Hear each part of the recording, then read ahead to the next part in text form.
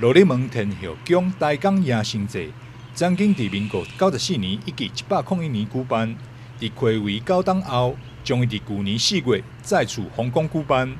活动总共有130多间宫庙参与，盛大阵容，会当讲是台湾一大宗教盛事。原本应该伫咧迎新节后登场的圆满宴，当时为着配合政府防疫政策，决定延到今年5月21举办。但考量到近来本土疫情持续升温，罗里门天后宫管理委员会决议再次延期办理。这一次因为疫情的关系啦阮本来就是要办啦阮迄个新场年迄个开基罗里门妈出巡大港迎新节3圆满宴因为疫情出乎意料的超级的严重所以阮决定甲即次离国历5月21、农历4月21、当日的大港迎新节3个圆满宴来取消最主要就是说俺希望讲防疫优先啦齐心协力来抗疫的对当然为着大家安全的问题，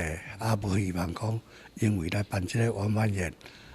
影响到大家的身体的健康。疫情会较趋缓的时阵，敢有考虑？当然啦因为这是国交背景有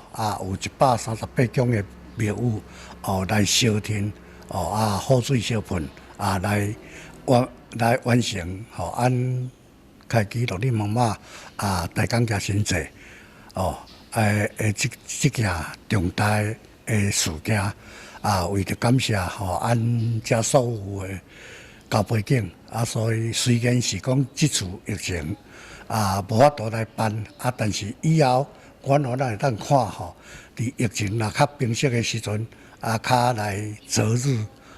搁来决定来请遮的参与的宫庙，包括遮所有的神明阮也有要办理的誓言。原本规划伫去年6月登场的圆满宴，受到疫情影响一延再延，无奈疫情持续升温，为避免感染风险，罗里门天后宫管理委员会召开疫情应变会议，决定取消圆满宴以及寿宴大典，后续会看疫情的许可，搁接力举办。